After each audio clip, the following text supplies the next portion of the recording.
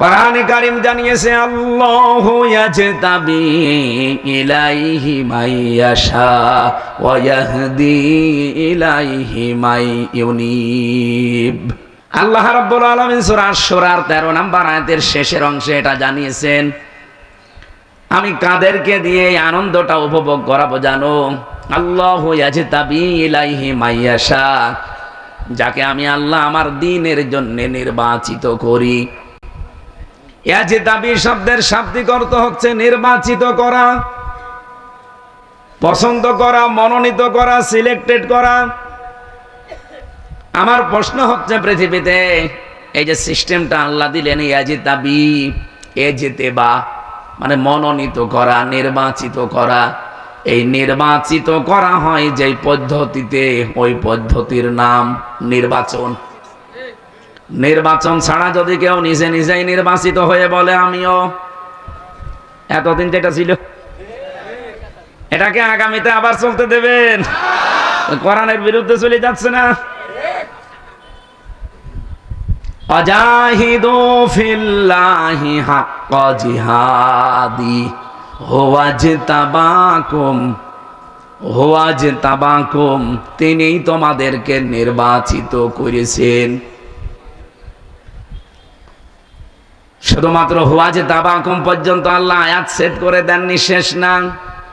ওমা জাআলা আলাইকুম ফিদ্দীনি মিন হারাজ, আল্লাহ যাদেরকে নির্বাচিত করেন, মনোনীত করেন, পছন্দ করেন, সিলেক্ট করেন, এই মানুষগুলো যদি সত্যি আল্লাহর নির্বাচিত হয়ে যায়, এরা দিনের উপরে চলতে গিয়ে যত বাধা বিপত্তি আসবে, এই বাধা বিপত্তি আল্লাহ নিজের পক্ষ থেকে সব সরিয়ে দেবে। এখানে হওয়ার ফাইল সরাসরি আমার আল্লাহ নিজে, এখানে কর্তা দুনিয়ার কেউ না। সুতরাং এটা রেকর্ড হচ্ছে সারা বাংলাদেশে। আজ যারা দিনের জন্য মনোনীত, যাদের জীবন, মান, প্রাণ সব তারা উৎসর্গ অলরেডি করে দিয়েছে, যারা এই কথা বলে ময়দানে নেমেছে, বলে ইন্না সলাতি ওয়া নুসুকি ওয়া মাহইয়ায়া ওয়া মামাতি লিল্লাহি রাব্বিল আলামিন। যারা এই কথা বলে মাঠে নেমে পড়েছে, আর নেমে পড়ে কখন? আপনি আমি তো নামতে পারি না, আমাদের পেছনে বিভিন্ন রকমের ঝামেলা লেগেই থাকে, অথচ আমার মতো মানুষে কিন্তু দিন কায়েমের জন্য অলরেডি সব দিয়ে নেমে পড়েছে। যত বাধা বিপত্তি আসুক, যত রকমের উল্টা পাল্টা গালিগালাজ, কথাবার্তারা, মিথ্যা তহমত তাদের উপরে দেওয়া হোক, এই মানুষগুলোকে কিন্তু ফেরানো যায় না। বলেন, ইউজাহিদুনা ফি সাবিলিল্লাহি ওয়ালা ইয়াখাফুনা লাওমাতা লাইম, কোন তিরস্কারকারীর তিরস্কারকে তারা পাত্তা দেয় না। এটা আমি এই শব্দটা বোঝাতে এতক্ষণ পর্যন্ত পেঁচাচ্ছি।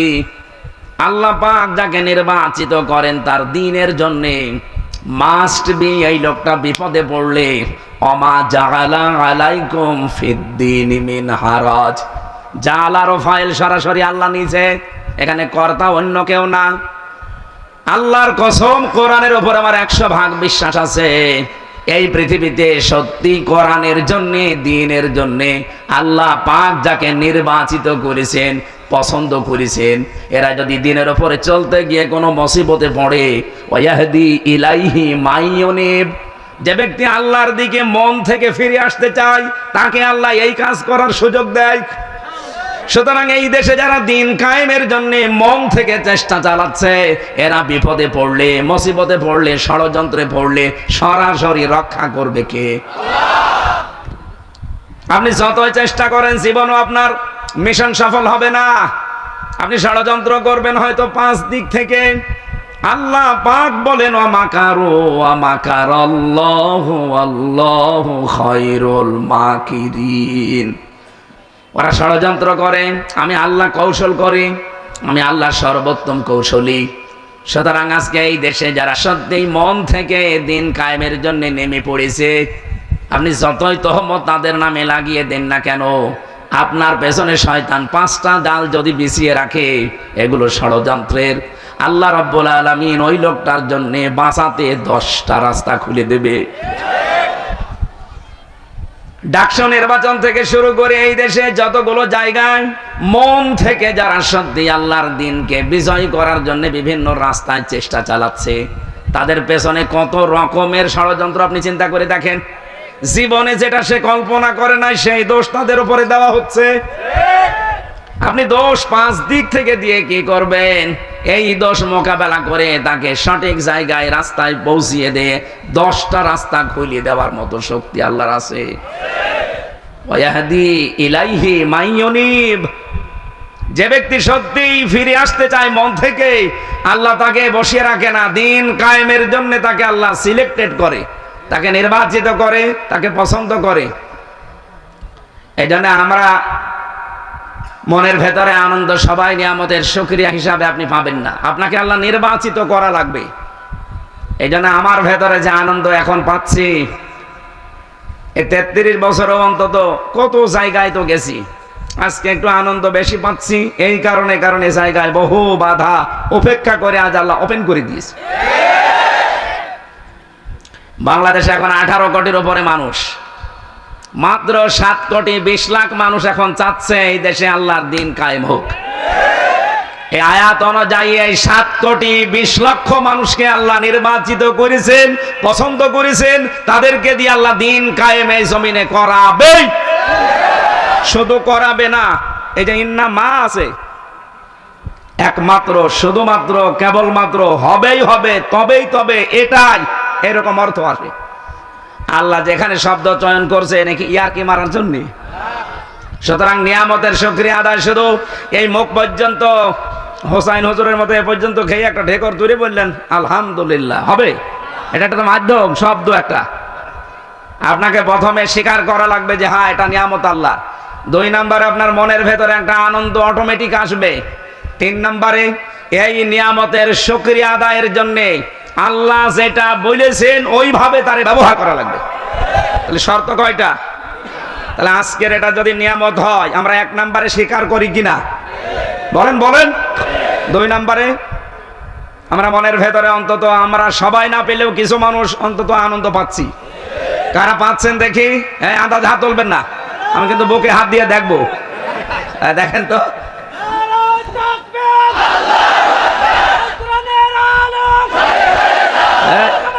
ঠিক আছে। কার সাথে কথা বলছিলেন? ও, তুমি হাত না তুলে দেখি কথা বলছো। এর বুকে হাত দিয়ে দেখেন, দেখেন নড়ছে কিনা। 3 নম্বরে কি বললাম? যে এখান থেকে যেটা পাওয়া যাবে, এই নিয়ামতটা আপনার প্র্যাকটিক্যাল লাইফে আপনি কাজে লাগাবেন। কি পাওয়া যাবে? ওই যে বললাম না, সাবধান, কার আদর্শ অনুসরণ করছেন? প্রশ্নবোধক চিহ্ন। এটা আজকে আমরা নিয়ে যেতে চাই। বিশ্বনবীকে আল্লাহ পাঠিয়েছিলেন যে জায়গায়, ওখানে কিন্তু কিয়ামত পর্যন্ত তিনি থাকেননি, কারণ তারা এই নিয়ামতের কদর করে নাই, দাম দেয় নাই, শুকরিয়া আদায় করে নাই। অথচ যে মানুষগুলো তাকে সানন্দে গ্রহণ করেছিল, কিয়ামত পর্যন্ত আল্লাহ তাকে সেই মদিনায় রেখে দিয়েছে। অনেকে মদিনায় জন্ম নিয়েছিলেন, কোথায় বলেন বলেন? যেখানে জন্ম নিলেন সেখানেই তো থাকার কথা, কিন্তু এই মানুষগুলো তার গুরুত্বই দেয়নি, তাকে দেশ থেকে তাড়িয়ে পর্যন্ত দিয়েছে। অথচ যারা সানন্দে গ্রহণ করেছিল সেই জায়গাটা এখন পৃথিবীর শ্রেষ্ঠ জায়গা হয়ে দাঁড়িয়েছে। কি একটা আলাদা প্রশান্তি পাওয়া যায় সেখানে গেলে। লক্ষ লক্ষ মানুষেরা নবীকে শুধু সালাম দেওয়ার জন্য, আপনি যারা হজ করে, হজের বিধান জানে, জিজ্ঞাসা করে দেখবেন, মক্কাতেই কিন্তু হজের যত ফরজ আছে, ওয়াজিব আছে, সুন্নত আছে, সব শেষ, একটা কাজও নেই মদিনায়। এরপরও পৃথিবীর 257টা দেশ থেকে মানুষ যায়। এই যে আমি 11-12 দিন আগে এসেছি, না 14 দিন, প্রায় এখন 27 লাখ মানুষ মক্কা মদিনায় এখন চলাফেরা করছে সরকারি শরীফে। এতগুলো মানুষ, এরা শুধু মক্কায় ঘোরাফেরা করে হজের যে কাজ আছে, নফল হজ, ওমরা হজ, শেষ হয়ে যায়, মদিনায় যাওয়া লাগে না। অথচ 450 কিলোমিটার পথ পাড়ি দিয়ে মানুষ লক্ষ লক্ষ সবাই যাচ্ছে মদিনায় অন্তত নবীকে একবার সালাম দেওয়ার জন্য। মদিনার মানুষেরা যদি ওই সময় আনন্দে গ্রহণ না করত, নবীজি যদি ইন্তেকাল করতেনই মক্কায়, কিয়ামত পর্যন্ত মদিনায় আমাদের যাওয়ার আর দরকারই ছিল না। বলেন, সুতরাং আমরা যে আয়াত পড়েছি, আয়াতে এবার যাবো, গুরুত্বপূর্ণ কিছু মেসেজ এখান থেকে আসবে। আমি আবার বলছি, সাবধান, কার আদর্শ অনুসরণ করছেন? রবিউল আউয়াল মাস, এটা খালি রসুলের জীবনী শোনান। কি শুনবেন রসুলের জীবনী? বিশ্বনবী মুহাম্মদ রাসূলুল্লাহ সাল্লাল্লাহু আলাইহি ওয়াসাল্লাম এই পৃথিবীতে যে মাসে এসেছিলেন আমরা সবাই জানি, সেই মাসের নাম রবিউল আউয়াল মাস। হয়তো মতান্তর আছে তার জন্মের তারিখ নিয়ে, কেউ 9 তারিখ, কেউ 12 তারিখ বলে। আমরা যেহেতু ওই সময় ছিলাম না, ঐতিহাসিকদের লেখা পড়ে আমরা এতটুকু জানি 12 তারিখও সঠিক, 9 তারিখও সঠিক। আমার মনে হচ্ছে এখানে একটা প্রশ্ন আসতে পারে যে 2 তারিখে নবী জন্মগ্রহণ করলো কি করে? তাহলে আপনি সঠিকটা বলেন তো দেখি।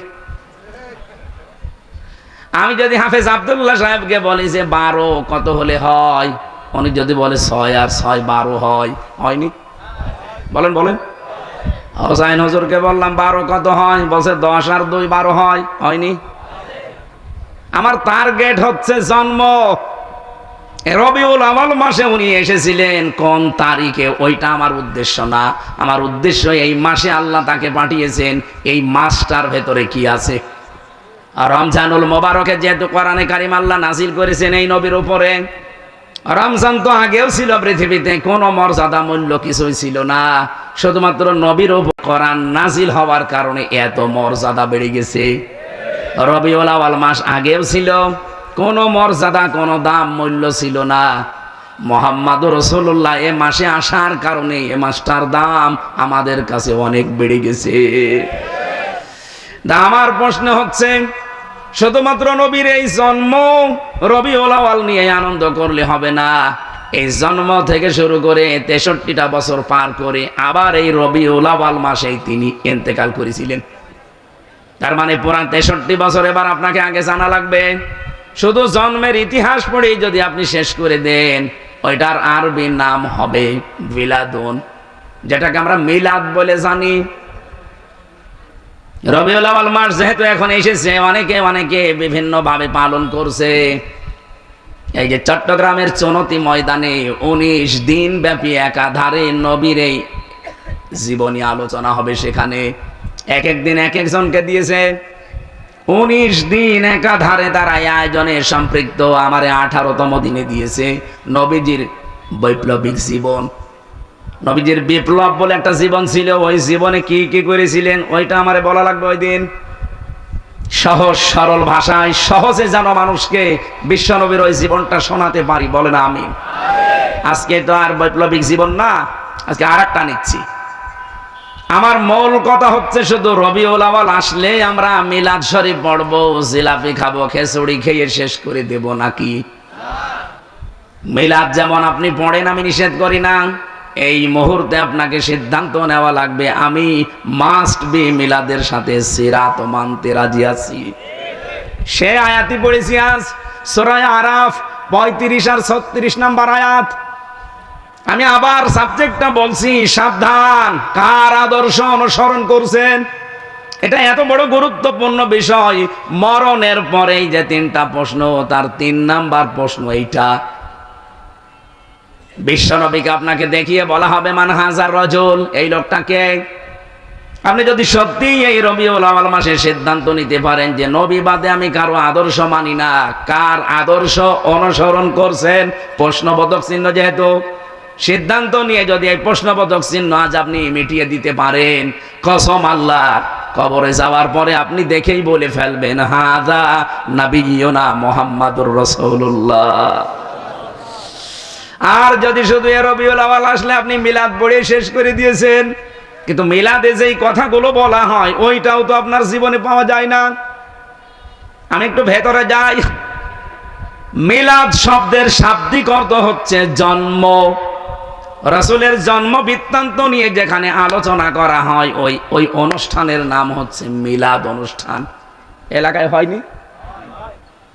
হয়তো আব্দুল্লাহ হুজুর অথবা মোরশেদ ভাই ওনারা মিলাদ শরীফে গিয়ে নবীজির জন্ম আলোচনা করছে, যে নবীজির জন্মের আগে এই দৃশ্যগুলো দুনিয়ায় হয়েছিল। অথচ বিশ্ব নবী পৃথিবীতে যে মিলাদ শরীফ আরম্ভ হবে তার যে জন্ম নিয়ে, উনি যে জন্মগ্রহণ করার পরে 3 জন মহিলার দুধ পান করেছিলেন। উম্মে আইমান নামে এক মহিলা, যেটা হযরতে আমিনা তার সাথে সব সময় ছিল। এই মহিলার দুধ নবীজি ছোটবেলায় পান করেছিলেন জন্মের পরে। 2 নম্বরে দুধ পান করেছেন তার মায়ের। 3 নম্বরে দুধ পান করেছিলেন এই পৃথিবীতে এক মহিষী নারী হযরতে হালিমাতুস সাদিয়া রাদিয়াল্লাহু তাআলা আনহা। যদিও এই মহিলা ওই দুধ পান করানোর পুরাটা সময় মুশরিকা ছিল। কথা বুঝতেছেন আমি কি বলছি? তাম পৃথিবীতে যত মহিলা ওই সময় ছিল, বিভিন্ন মহিলার দুধ নবীজিকে আল্লাহ পান করাতে পারতেন, মাত্র 3 জনের দুধ পান করিয়েছেন। উম্মে আইমান ওই যে যখন আসছিল, নবীজি বাবার কবর জিয়ারত করে আসার সময় মা মারা যায়, ওই সময় নবীজিকে দুধ পান করানোর জন্য তার কোলে তুলে দিয়েছিলেন আমেনা। যে বাবা তো নেই, আমিও চলে যাচ্ছি, দিয়ে গেলাম তোমার কাছে। ওখান থেকে দাদার কাছ পর্যন্ত পৌঁছাতে যে সময় লেগেছে, ওই মদিনা বা ইয়াসরিব থেকে মক্কা পর্যন্ত এই পুরাটা সময় সেই মহিলার দুধ নবী পান করেছিলেন। ওনার নাম উম্মে আইমান। মায়ের দুধ খুব বেশি দিন পাননি তিনি। 3 নম্বরে যাই মহিলার দুধ সবচাইতে বেশি সময় ধরে পান করলেন, তার নাম হালিমা। আমি যে শিক্ষা দেব বলে এই পর্যন্ত আসলাম এইটাই। হযরতে হালিমা বলেন, সিরাত ইবনে হিশামে পাবেন, তাকে আমি এই ডান স্তন মুখে দিলাম, তিনি পান করলেন। বাম স্তন মুখে লাগানোর সঙ্গে সঙ্গে বের করে দিলেন। 1 বার 2 বার 3 বার আমি তার মুখে লাগিয়েছি, 3 বারই তিনি বের করে দিলেন। চোখের ইশারা দিয়ে যেন আমাকে জানাতে চাই, মা হালিমা জোর করেন কেন? ডান স্তন এটা আমার অধিকার ছিল, হক ছিল, আমি পান করেছি। বাম স্তন এটা আমার অধিকার না, এটা আমার দুধ ভাই আব্দুল্লাহর অধিকার। কারণ আমি জানি আপনার একটা ছোট্ট ছেলে আছে। পৃথিবীতে তো আমি ভাইয়ের হক নষ্ট করার জন্য আসি নাই, এসেছি ভাইয়ের হক ফিরিয়ে দেওয়ার জন্য। কুষ্টিয়া বাসে যেই নবীর জীবনী শোনার জন্য, তার মিলাদ পড়ার জন্য বসে আছেন, সেই নবীর জন্মের কাহিনী বলছি। মায়ের কোলে বসে যেই নবী মায়ের হক ভাইয়ের হক ফিরিয়ে দেয়, মেরে খাই না, সেই নবীর উম্মত আমরা মিলাদ পড়তে এসে হাজারো বসে আছি ভাইয়ের হক মারার জম। এখানে ভাই মানে শুধু দুধ ভাই, আপন ভাই না। আল মুসলিম আখুল মুসলিম, মুসলমান মুসলমানের ভাই। বলেন, রবিউল আউয়ালের 27টা শিক্ষা পেয়েছি আমি সিরাত গ্রন্থে, তার ভেতরে এইটা একটা, যে হক মারা যাবে না। মায়ের কোলে বসে জন্মের পরে এটা শিক্ষা দিয়েছেন নবী মুহাম্মাদুর। অথচ সেই নবীর উম্মত আমরা দাবি করছি, মিলাদও পড়ছি, সিরাত মাহফিলে এসেছি। দিন যত যায়, যত বড় হয়, ভাইয়ের হক মারার জম হয়। আজকে একটা হাদিস পড়ছি, একটু ভালো করে শোনেন ভাই, এদিকে তাকান।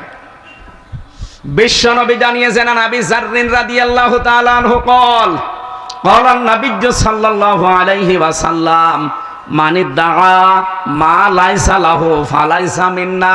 মুসলিম শরীফের হাদিস। এরপরে আরেকটা অংশ আছে, আমি এটা বললাম না, বলছি আগে পর্যন্ত বলি। হযরতে আবু যর বলেন, আমি নবীর মুখে শুনলাম, নবীজি বললেন, যে জিনিস তোমার না, জোর করে যদি ওটা নিজের দায়িত্বে রেখে দাও, আয়ত্তে নিয়ে নাও। আবার বলছি, যেই জিনিস তোমার না, ওটা যদি জোর করে জবরদস্তি করে যে কোনো ভাবে নিজের আয়ত্তে ওইটা দখলে নিয়ে নাও, ওই দিন থেকে তোমার 2টা ক্ষতি হবে। 1 নম্বরে ফালাইসা মিন্না, তুমি ওই দিন থেকে নবীর উম্মত থেকে খারিজ হয়ে গেলে, আর নবীর উম্মত নেই। কুষ্টিয়াবাসী বলেন তো, এই হাদিসের প্রথম অংশটুকু আগস্টের 5 তারিখের পরে আজকে সেপ্টেম্বরের 3 তারিখ, এই 1 বছর 1 মাস প্রায় পার হয়ে গেল। কি মনে হচ্ছে আপনার? নবীর বহু উম্মত এই কুষ্টিয়া জেলায় অলরেডি খারিজ হয়ে গেছে। অন্যের জিনিস যারা চাঁদাবাজি করে, আমি বাকিটা আর বললাম না, কত কায়দায় তারা নিজের আয়ত্তে নিয়ে নিয়েছে। বাবা শাহজালাল সব হালাল, নাকি খোসা শুরু হয়নি? বলেন, হ্যাঁ, আপনি এ পর্যন্ত শুনে আন্দাজে লাফাবেন না, এরপরে আমি একটা ব্যাখ্যায় যাচ্ছি। নবীজি বলেন, 1 নম্বরে তো ওই দিন থেকে তুই আমার উম্মত আর নেই, বের হয়ে গেলি। ফালাইসা দিয়েছেন, এই জন্য ফা আছে। লাইসা মিন্না দিলেও আমি অর্থ করতে পারতাম, ফা দিলেন কেন?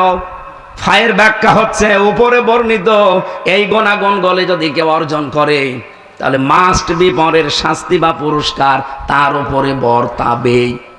তাহলে উপরের কি? উপরের হচ্ছে যে জিনিস আপনার না, আপনি জোর করে জবরদস্তি করে দখল করে চাঁদাবাজি করে নিজের নামে সব নিয়ে নিয়েছেন, তা আপনার জন্য প্রথম শাস্তি ফালাইসা মিন্না, আপনি নবীর উম্মত নেই। 2 নম্বরে ওয়ালিয়াতাবাওয়া মাকআদাহু মিনান নার, আপনি যেন জাহান্নামে অলরেডি একটা স্থান তৈরি করে বরাদ্দ করে রেখে দিলেন। আমার তো হাদিস পড়ার পরে মনে হয় বাংলাদেশে বহু মানুষের স্থান এখন জাহান্নামে বরাদ্দ হয়ে গেছে।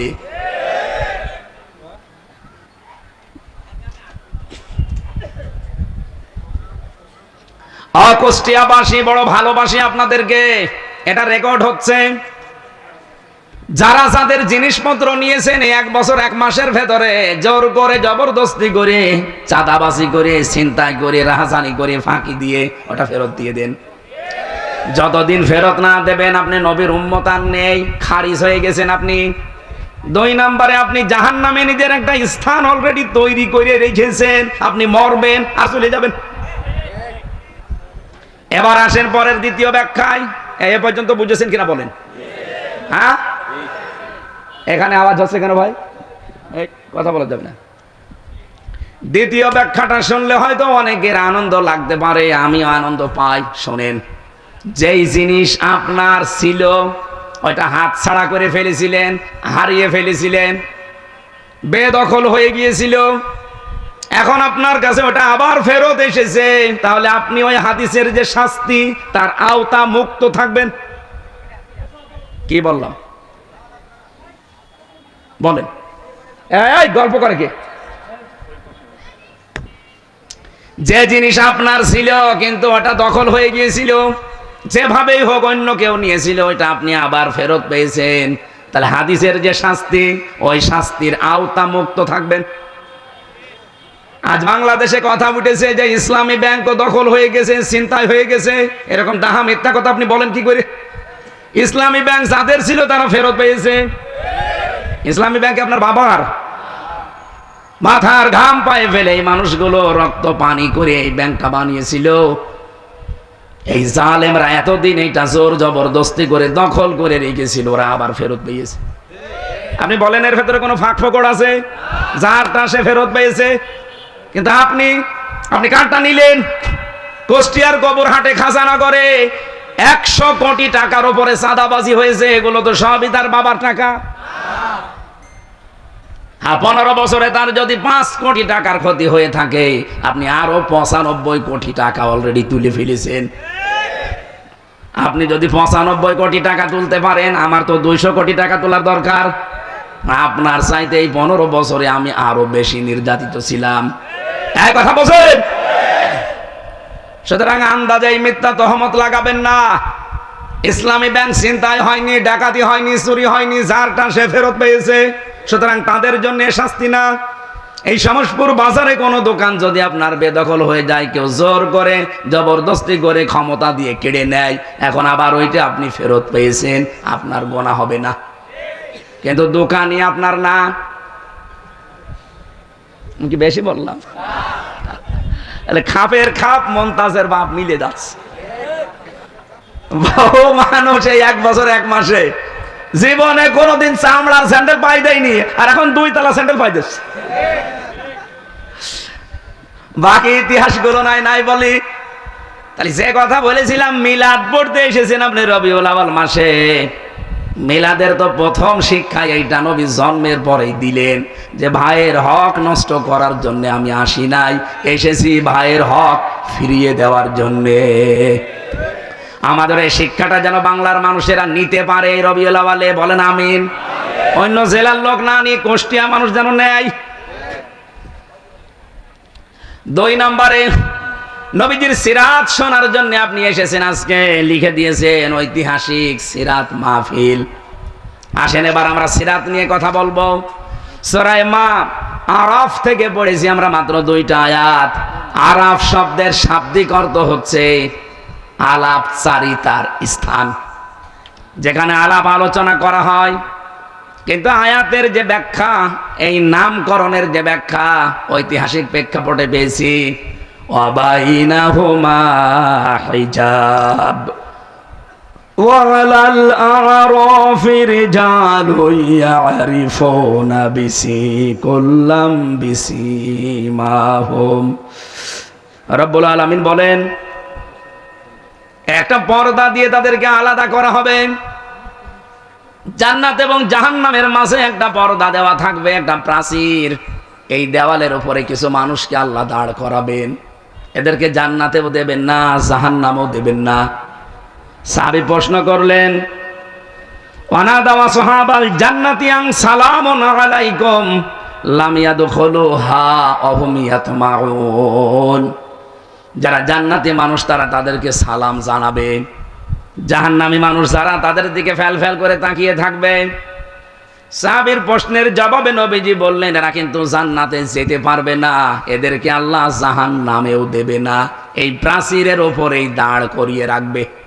অখোকসাবাসী বলেন তো, কিয়ামতের দিন যদি আল্লাহ আমাদেরকে ওই প্রাচীরের ওপরে দাঁড় করিয়ে দেয়, জান্নাতেও দিচ্ছে না, জাহান্নামেও দেবে না।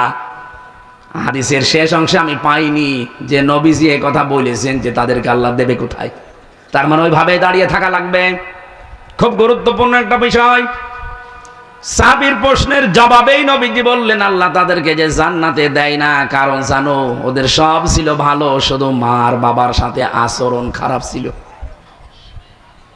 বাংলাদেশে বহু পুরুষ আমরা আছি, ছেলে আছি, সব ভালো আমাদের, কিন্তু মা বাবার সাথে সম্পর্ক ভালো না। কথা বলেন কেন? তাদের হক তো আদায় করা হয় না, তাদের আলাদা করে দেওয়া হয়, বৃদ্ধাশ্রমে রেখে আসে। এই দোষ শুধুমাত্র সন্তানদের একা না, এর পেছনে যারা কলকাঠি নাড়ি তারা হচ্ছে মেয়েরা, বিশেষ করে বউ আর শাশুড়ি। এরকম বউ আর শাশুড়ি আছে কার? হাত তোলেন তো, 2 হাত তোলেন। আছে, 2-1 জন আছে। মেয়েরা এসেছেন কিনা আমি জানি না। আমার মা বোনেরা শুধু নামাজ পড়া, রোজা রাখার, কালো বোরকা পরাই ইবাদত না, শাশুড়িকে নিজের মায়ের মতো মনে করা ইবাদত। আল্লাহর কসম, আমি নিজে একজন স্বামী, বাস্তবতা কিন্তু এইটাই। ছেলেরা সব সময় তার মায়ের সাথে বাবার সাথে জড়িয়ে থাকা জিনিসকে ভালোবাসে বেশি। আমি আর 33 বছর বয়স, এখন বাড়িতে গেলে আমার মায়ের আঁচল ধরে এখনো মুখ মোছা লাগে। আমি নিজে দেখেছি 90 বছর বয়স মায়ের, 70 বছর বয়স ছেলের। এত বড় ছেলেকে মা 2 হাত দিয়ে পিটাচ্ছে, অথচ ছেলে কান্নাকাটিও করে না, দৌড়েও যায় না, আর ও মাথা ঠেলে দিয়ে বলে মা মারেন। মায়ের কাছে ছেলে ওই 70 বছর না, ওর বয়স এখন ওই 3 বছরই আছে। আমার 33 বছর বয়স, তাতে কি হয়েছে? আমি সেই হামজা, মানে 5 বছরের হামজায় আছি। আমার যদি 100 বছরও বয়স হয়, শুধু বাংলাদেশ না, তামাম পৃথিবীর যদি আমি মালিক হয়ে যাই, আমার মা ফিরোজার কাছে আমি সেই 5 বছরের হামজায় আছি। বলেন, মায়ের আঁচলটা, এর সাথে জড়িয়ে যারাই থাকবে তাদেরকে ছেলেরা বেশি ভালোবাসে। বৌমা যারা এসেছেন, আমি নিজের থেকে যেহেতু পরীক্ষিত বলছি, আপনি যদি সত্যি স্বামীর মন পেতে চান, স্বামীর ভালোবাসা মন থেকে পেতে চান, মায়ের সাথে আপনি জড়িয়ে থাকবেন, আপনি নিজের শাশুড়ির মেয়ে হয়ে যাবেন।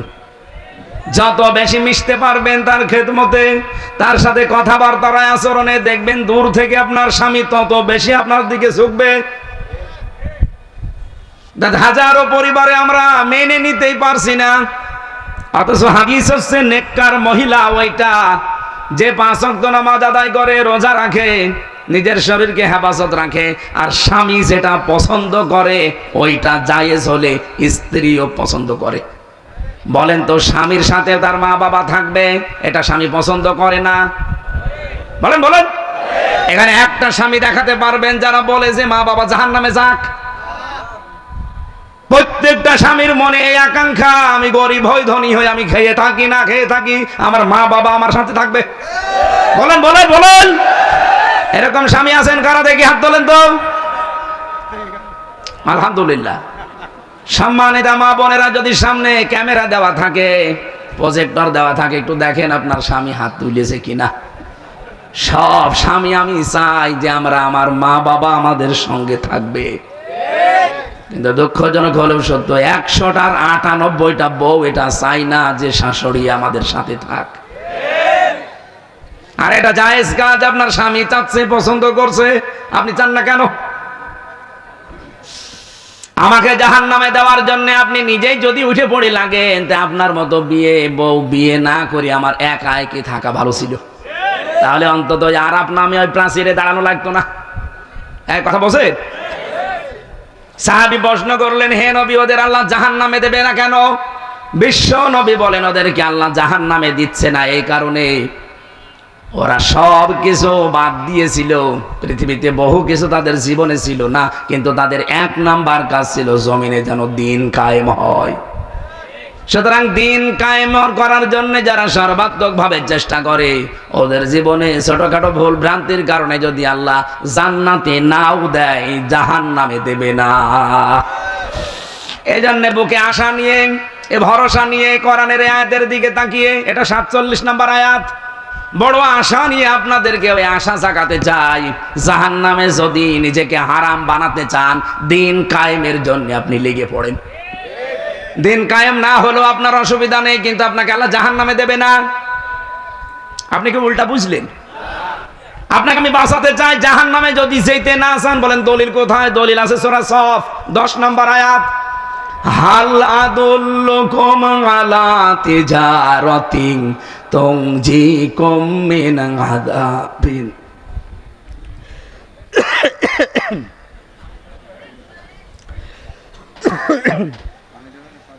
ভালো, এটা ভালো।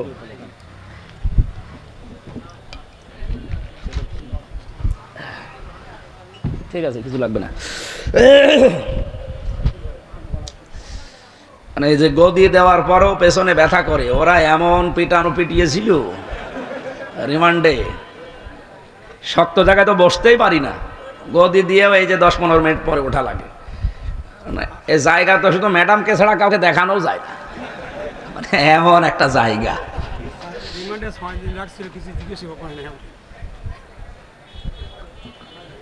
এই জন্য বসে থাকা খুব কঠিন হয়ে যায় একাধারে।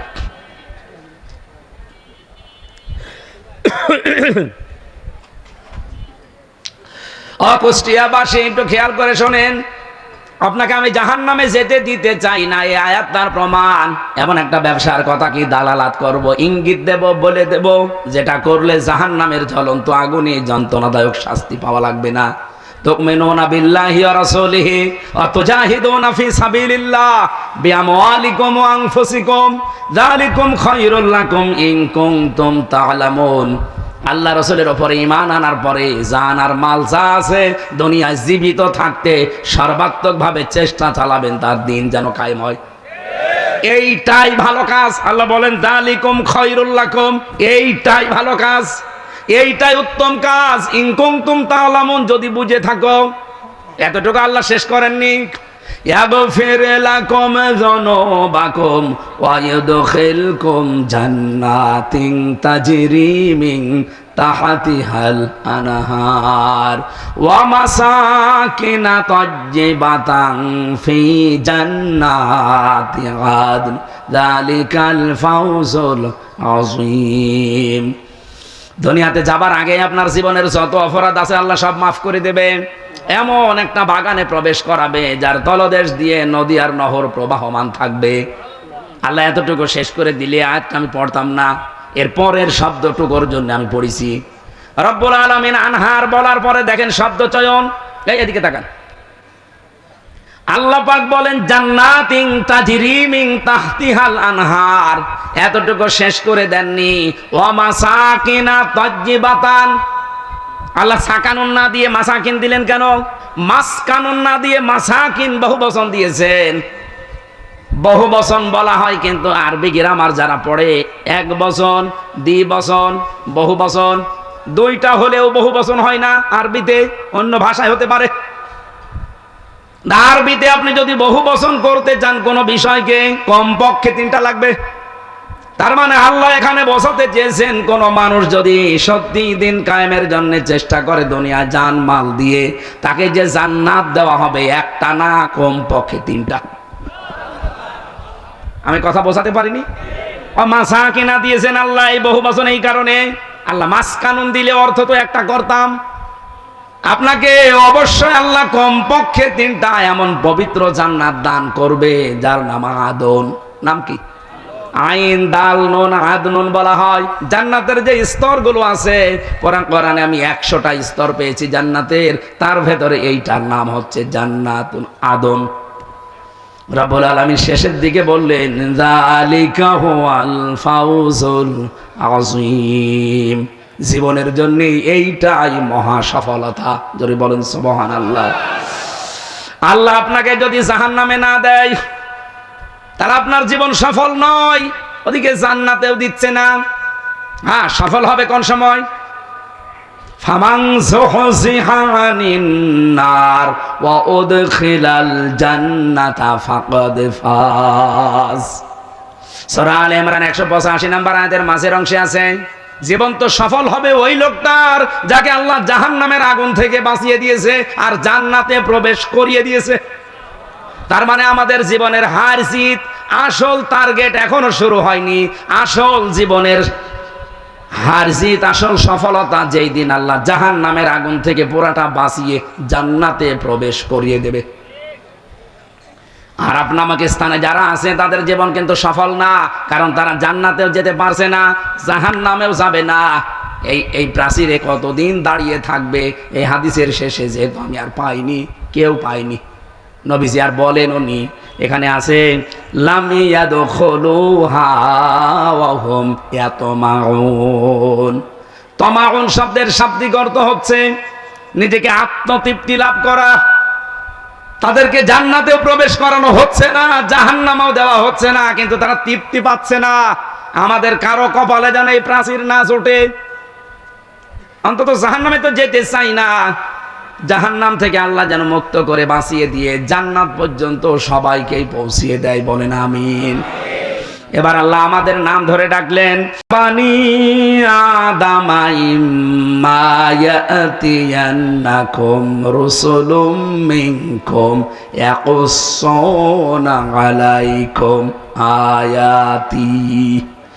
হে বনি আদম সন্তান, যদি তোমাদের কাছে তোমাদের ভেতর থেকে কোন রসূল আসে, ইয়াকুসসুনা আলাইকুম আয়াতি, তারা বর্ণনা করে তোমাদেরকে আমার আয়াতগুলো শোনায়।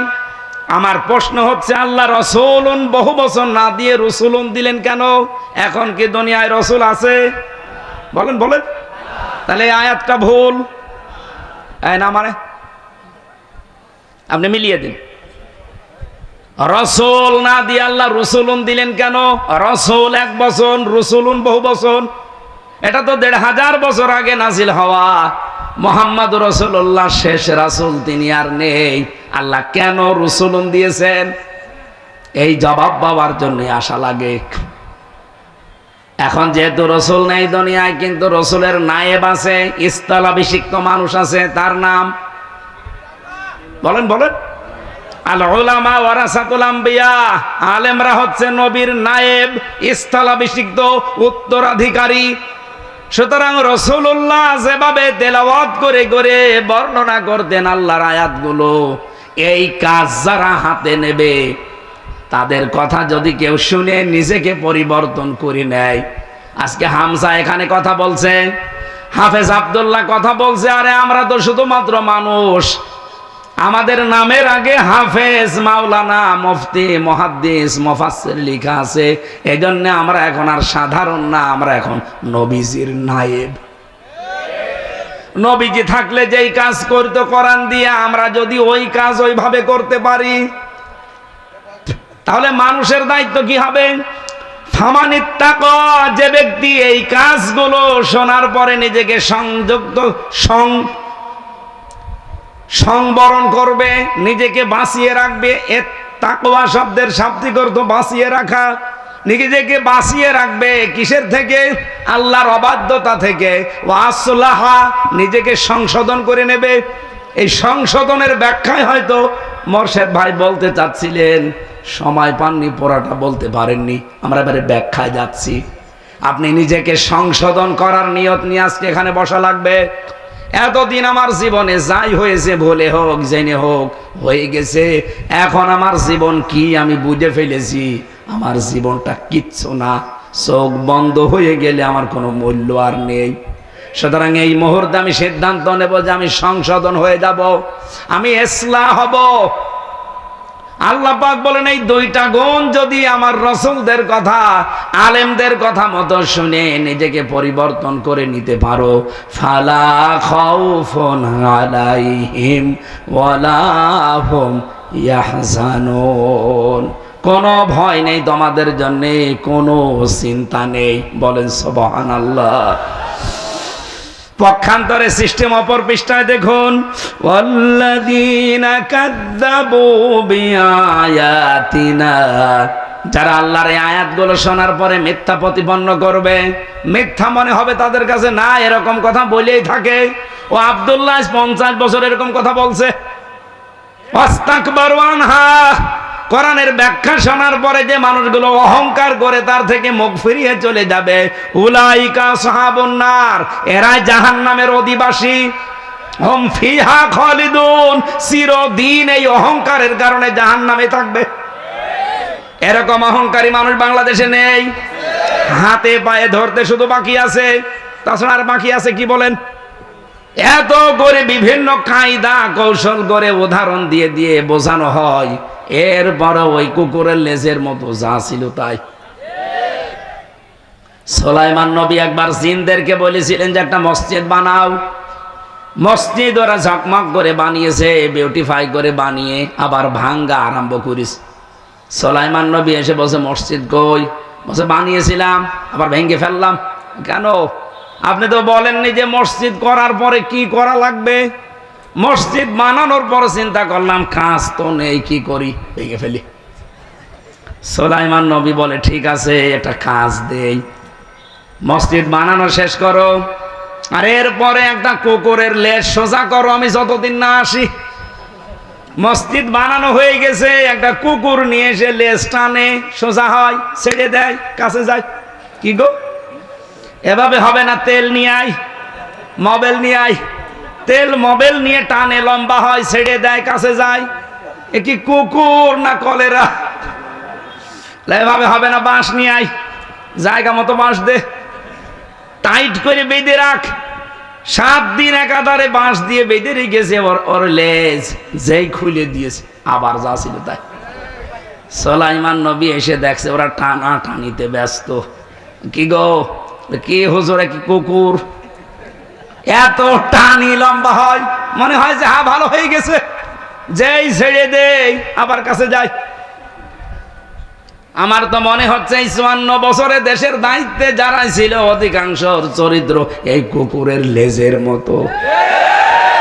বহু কায়দায় আমরা তাদেরকে কাতো কতো দিয়েছি, টানাটানি করেছি, মানববন্ধন করে, সংবাদ সম্মেলন করে, কত মিছিল মিটিং করে, কত রকমের কত কথা বলে বলেছি ভাই থামেন না, মনে হয় যে ভালো হয়ে গেল, যেই ছেড়ে দেয় আবার কাছে যায়। কি বলি বোঝেন তো নাকি আন্দাজে? অনেক মানুষ মনে তো হাসতেছেন। আমাদের বহু মানুষের চরিত্র এখন হয়ে গেছে কুকুরের এই লেজের মতো। না, আমরা এভাবে আর থাকতে চাই না। যারা অহংকার করে মুখ ফিরিয়ে চলে যাবেন, আল্লাহর কসম আপনি জাহান্নামী, এ ফতোয়া আমার আল্লাহ নিজে দিয়েছেন। এরপরের অংশটা আর একটু কঠিন। ফামানা যালামু মিম্মান ইফতারা আলাল্লাহি কাযিবান আও কাযযাবা বিআয়াতি। রব্বুল আলামিন বলেন, বহু মানুষ এই দুনিয়ায় এমন আছে তারা আমি আল্লাহর কাছে সব চাইতে বড় জালেম। আল্লাহ কিন্তু ইসমে তাফজিল দিয়েছেন, ছোট জালেম না বড় জালেম। আল্লাহর দৃষ্টিতে সব চাইতে বড় জালেম ওই লোকটা যে আল্লাহ সম্পর্কে আন্দাজে মিথ্যা কথা বলে, আর এটা সব চাইতে বেশি বাংলাদেশে। আমি নিচে নামতে পারলাম না, দুঃখিত।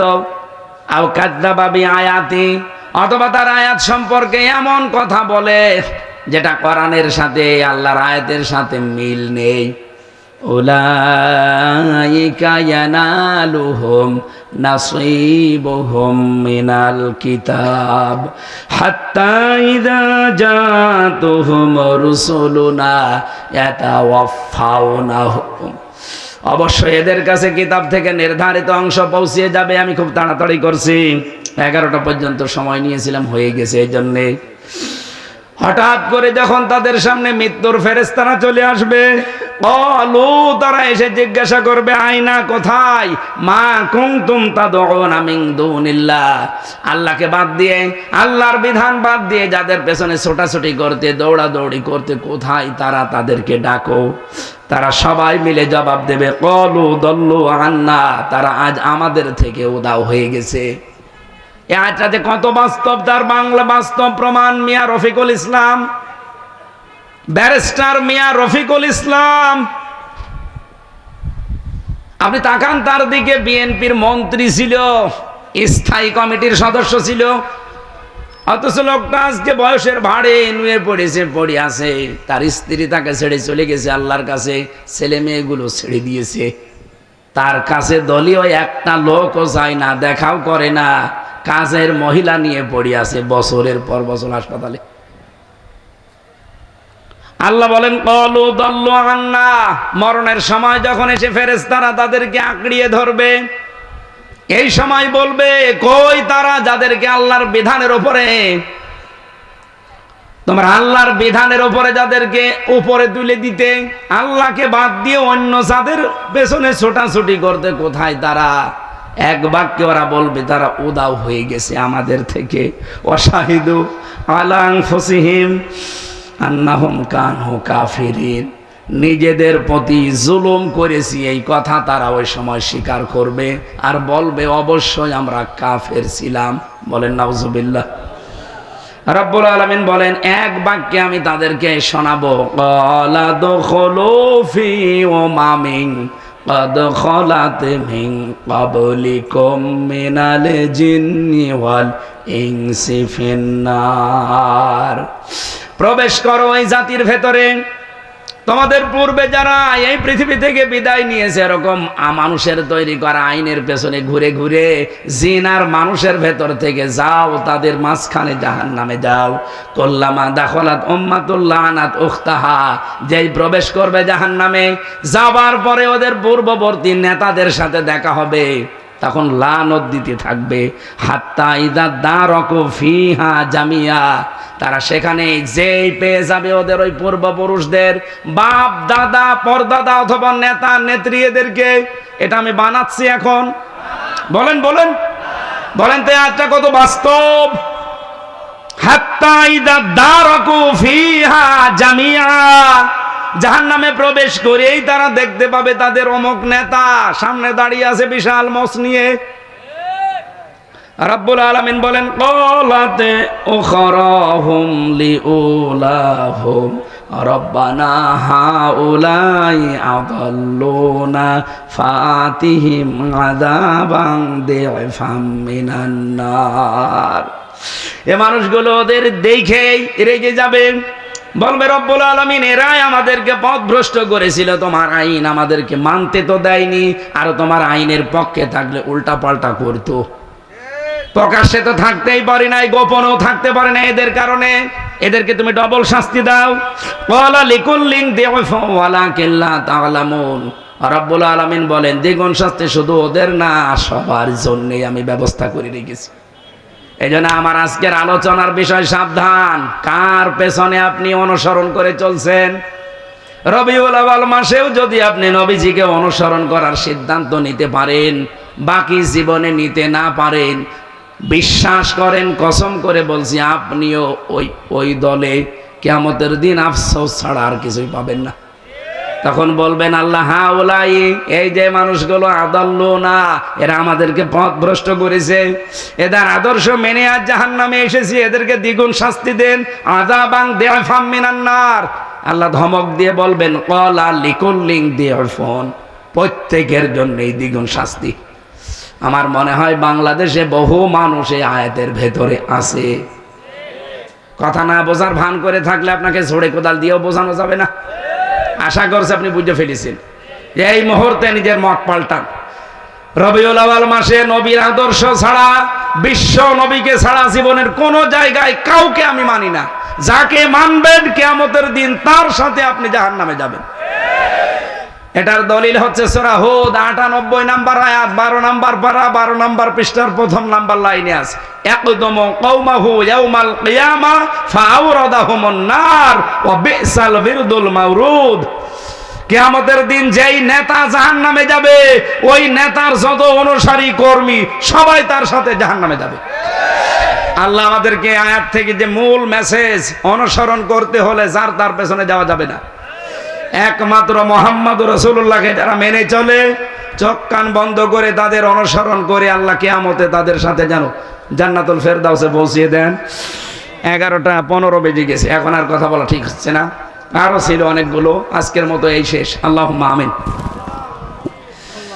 রব্বানা আতিনা ফিদ দুনিয়া হাসানা ওয়া ফিল আখিরাতি হাসানা ওয়া কিনা আযাবান নার।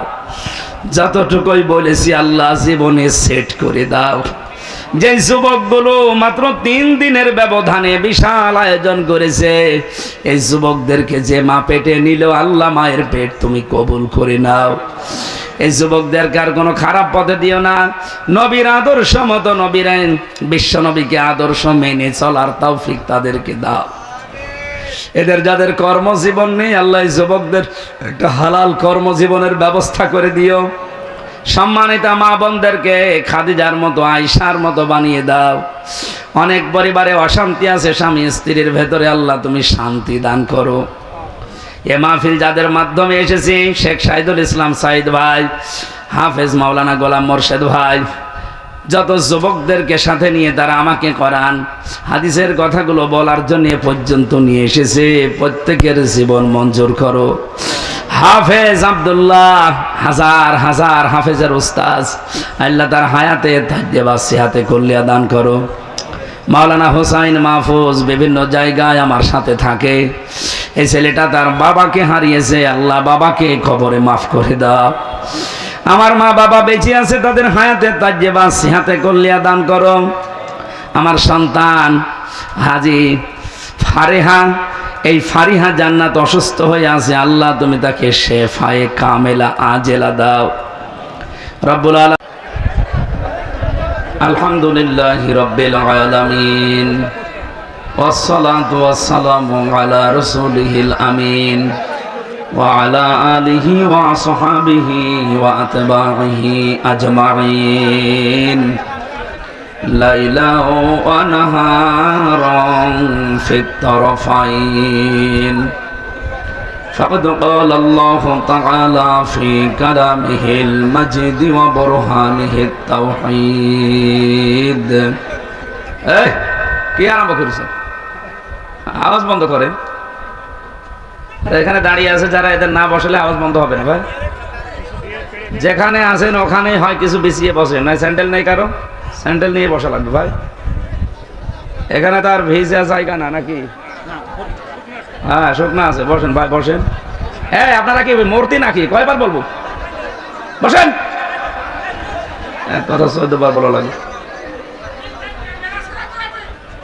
এই মিডিয়ায় কতবার বলা হয় এদেরকে, আমি আসার সঙ্গে সঙ্গে বসে পড়বেন, তাড়াতাড়ি বসেন, আবার দাঁড়ায়।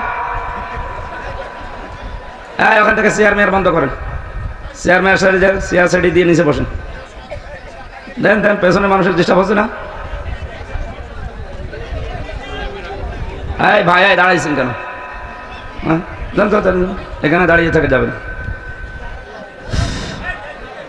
ঠিক আছে ভাই, আর কথা বলা যাবে না, 1 ঘন্টা নিস্তব্ধ হয়ে যান। فقد قال الله تعالى في كلامه المجيد وبرهانه التوحيد. فأعوذ بالله من الشيطان الرجيم. بسم الله الرحمن الرحيم. ইয়া বানি আদম ইম্মা ইয়াতিয়ান্নাকুম রুসুলুম মিনকুম ইয়াকুসসুনা আলাইকুম আয়াতি ফামান ইত্তাকা ওয়া আসলাহা ফালা খাউফুন আলাইহিম ওয়ালা হুম ইয়াহজানুন والذين كذبوا بآياتنا واستكبروا عنها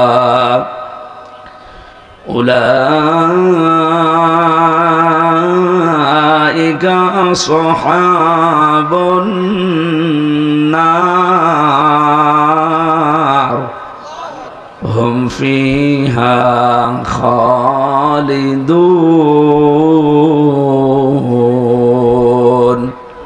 صدقت يا ربنا. عن أبي ذر رضي الله تعالى عنه قال قال النبي صلى الله عليه وسلم إذا كان أمراؤكم خياركم وأغنياؤكم سمحاؤكم وأموركم شورى بينكم فظهر الأرض خير لكم من بطنها وإذا كان أمراؤكم شراركم وأغنياؤكم بخلاؤكم وأموركم إلى نسائكم فبطن الأرض خير لكم من ظهرها إلى آخر الحديث رواه ابن ماجه وما زادهم إلا إيمانا وتسليما. اللهم صل على سيدنا مولانا محمد. قالوا سبحانك لا علم لنا. কত ব্যথা কত ভাবে সয়েছ যে তুমি তোমারি খুনে লাল তায়েফের ভূমি ফেরেশতা এসে চাই ধ্বংসের হুকুম লৌহ মাখা মোহাম্মদ প্রাণেতে হাসরাত হে আল্লাহ ক্ষমা করো এ তায়েফে বাসীর এরা বোঝেনি তো আমি যে মোহাম্মদ হৃদয়ে মোহাম্মদ। আলহামদুলিল্লাহ। প্রাণপ্রিয় জেলা কুষ্টিয়া খোকসা থানার অন্তর্গত সমসপুর ঈদগাহ ময়দানে যুব সমাজের উদ্যোগে মাত্র 3 দিন আগে অনুষ্ঠানটা নিয়েছে তারা। 3 দিনের ভেতরে আপনারা এতগুলো মানুষ এক জায়গায় কোরআনে কারিমের মহাব্বতে রাসূলুল্লাহর ভালোবাসা এসে এই জায়গায় হাজির হয়েছে নাকি বিরানির প্যাকেট আছে। সুতরাং যুবকদের এই মহতী আয়োজনে যারা সাড়া দিয়েছেন, ঐতিহাসিক সিরাত মাহফিলের স্বনামধন্য সভাপতি, অত্র এলাকার সর্বজন শ্রদ্ধাভাজন ব্যক্তি, মুরব্বী মানুষ মনে হয়, হাফেজ মাওলানা আনিসুর রহমান হালকা। এখানে বিশেষ অতিথি হিসাবে যারা আলোচনা রাখলেন, হাফেজ মাওলানা মুর্শিদ আলম, শেখ সাইদুল ইসলাম সাইদ ভাই। উপস্থিত আছেন আমলাবাড়ি হাফেজিয়া মাদ্রাসার সম্মানিত পরিচালক, হাজারো হাফেজের উস্তাজ, আমাদের কুষ্টিয়ার কৃতি সন্তান হাফেজ আব্দুল্লাহ দামাত বারকাতুহুমুল আলিয়া, বলেন আমিন। উপস্থিত আছেন চুয়াডাঙ্গা থেকে এসেছেন জনাব মাওলানা হোসাইন আহমেদ মাহফুজ। এ মাহফিলের বরেণ্য যুবক সদস্য যারা এলাকার মুরব্বীদেরকে সাথে নিয়ে নবীজির সিরাত তার জীবনে আমাদেরকে শোনানোর জন্য ব্যবস্থা যারা করে দিয়েছে, ওদেরকে যে মা পেটে নিয়েছে আল্লাহ যেন খাদিজাতুল কুবরার মতো কবুল করেন। যেহেতু সিরাত মাহফিল লিখেছেন, আমরা তার সিরাত নিয়েই কথা বলবো। আমার আজকের আলোচনার বিষয় সাবধান, আশ্চর্যবোধক চিহ্ন আছে। এরপরে হচ্ছে কার আদর্শ অনুসরণ করছেন, প্রশ্নবোধক চিহ্ন। এই বিষয়টা বোঝা গেছে কিনা বলেন তো? কি বললাম? সাবধান। এরপরে আশ্চর্যবোধক একটা চিহ্ন দেওয়া আছে, বিস্ময় সূচক একটা শব্দ দেওয়া আছে। এরপরেই আসল বিষয়, কার আদর্শ অনুসরণ করছেন, প্রশ্নবোধক চিহ্ন। সুতরাং আপনাকে এখানে আজকে খোরাকি নিয়ে যাওয়া লাগবে। আমরা ক্লাস আকারে 1 ঘন্টা মতো কথা বলবো ইনশাআল্লাহ। 1 ঘন্টার ভেতরে এমন কিছু আমরা ডেলিভারি দিতে চাই, এমনকি আমরা রিসিভ করতে চাই, এটা নিয়ে আমাদের বাকি যতদিন বাঁচি এর উপরে যেন চলতে পারি ইনশাআল্লাহ। দল মত নির্বিশেষে আজকের এই অনুষ্ঠান, এটা শুধু বাংলাদেশ জামাত ইসলামী যারা করে, ইসলামী ছাত্র শিবিরে যারা আছে, চরমনাই পীরের মুরিদ যারা, শুধু তাদের জন্য নাকি? বলেন বলেন। হাদা বায়ানুল লিন্নাস হুদাল লিন্নাস, মানুষ পদবাচ্চে যারা বিবেচিত তাদের জন্য আজকের আয়োজন। এই ছেলে গল্প করো মানে,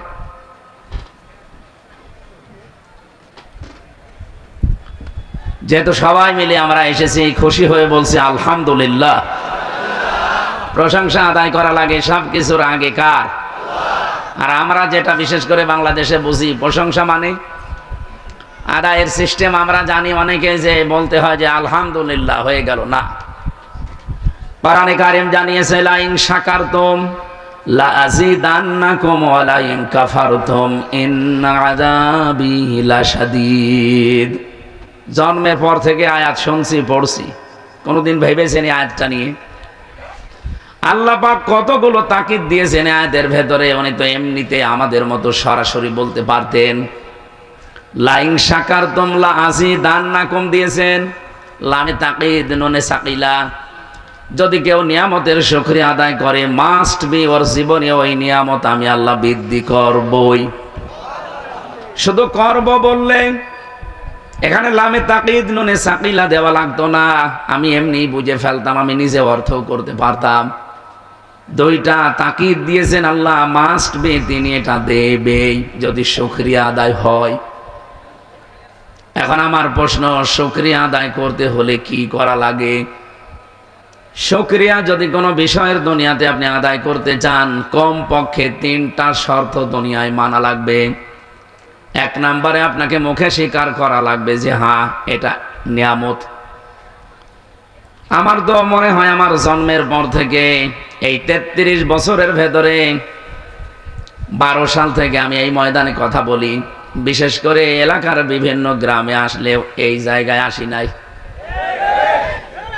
12 সাল থেকে 25 সাল হয় মাত্র 13 বছর, তার ভেতরে 3 বছর ছেলে, 10 বছর। আর এই 10 বছর যারা দায়িত্বে ছিল, আমির হামজানা, আমির নাম শুনলেও 144 ধারা জারি করত। হামজা তো আরো ঝামেলা।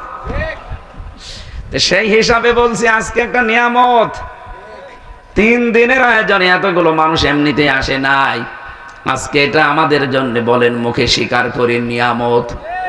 বলেন বলেন। 2 নম্বরে শুধু স্বীকার করলে হবে না, আপনার অন্তরের ভেতর একটা আনন্দ লাগবে। এই আনন্দের চিহ্ন কি? কোরআনে কারীম জানিয়েছে ইন্নামাল মুমিনুনাল্লাযীনা ইযা যুকিরাল্লাহু ওয়াজিলাত কুলুবুহুম। অবশ্যই আল্লাহর দৃষ্টিতে ঈমান আছে তাদের ভেতরে। আবার বলছি, অবশ্যই আল্লাহর দৃষ্টিতে ঈমান আছে তাদের ভেতরে। তারাই শুধু আল্লাহর দৃষ্টিতে ঈমানদার বলে দাবি করতে পারে। আমি কেন রিপিট করলাম? এই যে শব্দটা আল্লাহ আরম্ভ করেছেন ইন্না দিয়ে, বলতে পারতেন ইন্নাল মুমিনুনাল্লাযীনা ইযা যুকিরাল্লাহ, মাঝখানে মা লাগিয়েছেন কেন? যারা আরবি গ্রামার বোঝে, আমি যতটুকু বুঝেছি, মা শব্দ যদি ইন্নার পরে ব্যবহার করা হয় তাহলে বাংলা অর্থ দাঁড়ায় কেবলমাত্র, শুধুমাত্র, একমাত্র, এই জন্যে, এরকম অর্থ আছে। আপনি দেখেন আরবি গ্রামার খুলে প্রায় 12-13টা অর্থ পাবেন, সব এইরকম।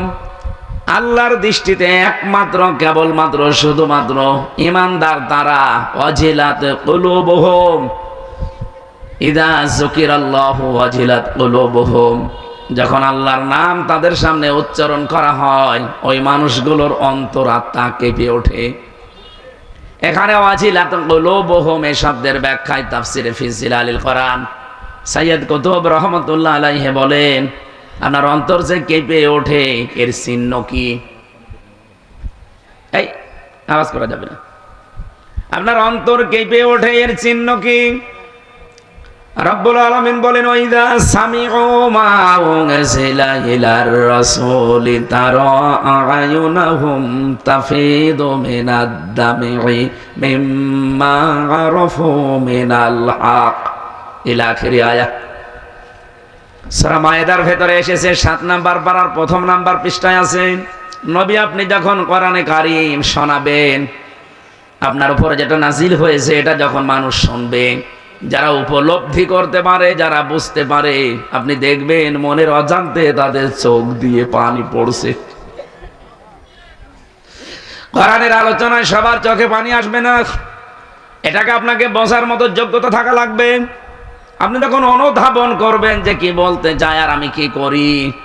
মনের ভেতরে যখন একটা উতাল পাতাল শুরু হবে, আপনি মনের অজান্তেই কখন কাঁদতেছেন নিজেও টের পাবেন না। আপনার এই দৃশ্য যদি তৈরি হয় তাহলে কিছু চিহ্ন আপনাকে এখনই দেখা যাবে ভেতরে।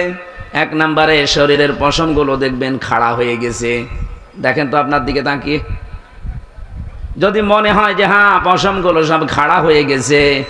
2 নম্বরে বাম স্তনের 2 আঙ্গুল নিচে একটা গোস্তের টুকরা আছে, এখানে কাপ ধরবে। 3 নম্বরে আপনার মনের ভেতরে একটা অনির্বচন শোক আপনি অনুভব করবেন, এটা টাকা দিয়ে কিনতে পাওয়া যায় না। এই বিষয়গুলো যখন আপনার 3.5 হাত বডির ভেতরে আপনি পাবেন, আপনি মনে করবেন মাস্ট বি আপনি অন্তরে শান্তি পাচ্ছেন। তাহলে নিয়ামতের শুকরিয়া আদায় শর্ত কয়টা বললাম? 3টা। বলেন বলেন। 1 নম্বরে মুখে স্বীকার করা না, এরকম ছাত্র এখনই ভুলে যাচ্ছে। মুখে স্বীকার করা লাগবে যে হ্যাঁ সমস্পরে আজকের এটা নিয়ামত। বলেন বলেন। 2 নম্বরে আপনার মনের ভেতরে একটা অনির্বাচন শোক আপনি অনুভব করবেন, যেটা অন্তত আমি পাচ্ছি। এটা সবাই পাবে না, পাবে কারা?